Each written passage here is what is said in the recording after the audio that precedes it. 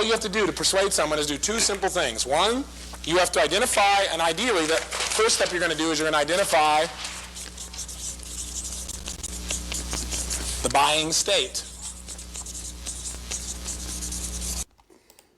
Guys, sorry for the noise. It's a very, very old video of Tony Robbins, you know. It's old. Back then it was no good sound, though, you know.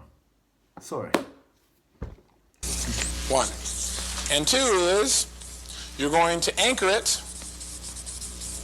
anchor that state to your product. Now, ideally, right, I wouldn't just push it that fast, right, because her strategy may be to have more information. But once I've identified that state and can set it off consistently, can I get this person to attend the seminar, yes or no? Yes. There's absolutely no doubt. It's just like Ivan Pavlov and the dogs. See, a lot of people go out and they teach sales persuasion. They go, say this and do that, and say this and do that, and say do this. Hey, that's all garbage. Here's what you do to be able to do this. These two pieces. Now, if you want to see it in the content shape, here's how you persuade. First part of this football field called persuasion is to identify or develop what? Rapport. You got to develop rapport. You don't walk up and go, hey, baby, did you ever feel like you had pure ecstasy and you ever want to do that again? Come fill out this ticket. That won't work real well, right? They're going to go, what are you? And you go, ecstatic.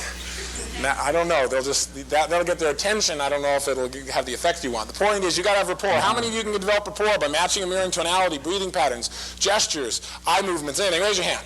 Aha, so we got the first part down. Rapport, simple. You want people here to say, me too. Me too, not so what? Right? If you go around and you say, hey, this is the most incredible thing. It's like when I did it, it's like I met God right in the center of the coals, and like I just wanted to just like, you know, feel like I was going on my surfboard down this incredible wave in Maui, and what are they going to be saying? So what? Because is that what they would do?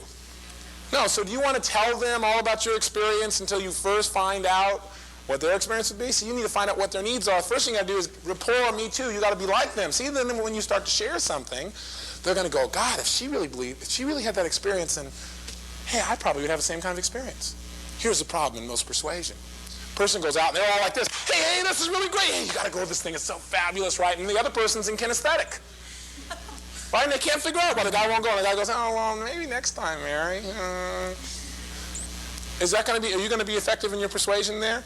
No way, because you blew it right up front. You're not putting them in a state. Before you can put them in a state, one first thing you need to do is have rapport. So when you're talking to that person, you don't want to be over-grading and come by and kick them in the face and go, God, it's such a fabulous seminar. I mean, you can do anything you want in it. And that doesn't work. What you've got to be able to do is enter their world. And in entering their world, say, you know, if there's anything at all you could have in your life right now, what would that be? The person goes, I don't know. If you did know, what would it be? Oh, God, if I could just feel like, you know, my relationship with my wife could work, you know. People will tell you that kind of stuff when you have rapport, won't they? How many people have discovered that? They'll tell you stuff they won't tell anybody else. I was in Jerry West's office the other day. I was real excited. He's my hero, a basketball player, some of you know, probably the greatest guard that ever played. And I got to spend 2 hours with him. And Rick Green was with me, and we were both kind of laughing and looking at each other back and forth because he kept saying, God, I never heard anybody tell anybody this stuff. But, you know, and he'd tell us more stuff. Why do you do that? Because we had rapport, right? We had total rapport. My point is, you say something like that, and someone say, well, you know, I don't know. I just wish that my self-image would change. See, once they tell you those things, what have you identified? Their needs. Now, do you have enough information, you know, general idea about how these seminar principles like anchoring and rapport and knowing what you want and turning resistance into assistance and love strategies, do you have enough information there to affect just about anything any human being wants? You better believe it. So all you got to do is find out what that is and then find out, well, what would it be like if that relationship totally did work? Well, it'd be fabulous. I mean, would it be really fabulous? They go, yeah. Or you can give them a certain look. You don't have to make the sound, right? As long as you duplicate it exactly. Or if you're friends, right, and you're sitting next to you, would it really be fabulous? You know, if you're sitting next to them, you don't have to reach across the room and slap them. You just touch them, right? Some people get really carried away with their anchors. They think they got to go up and go, you don't have to do that to anchor somebody, right? All you got to do is just go, what would really be it, right? You know, or they're sitting next to you like that lady's anchoring her right now and laughter. Right, try it again, watch what happens. See, she still smiles, still laughs. My point very simply is this, that if you ask somebody like that, and you can find a human's needs, what they really want and they need, and they only tell you that at first you've got what? Rapport. So here you're identifying, you're getting rapport, right? And you're finding out simultaneously. You want to find out what it is. Find out what it is that they need. Find out. If you could change anything in your life right now, and what would you change? Oh, I like it all the way it is. Well, if you could make anything better, what would you make better? Well, nothing.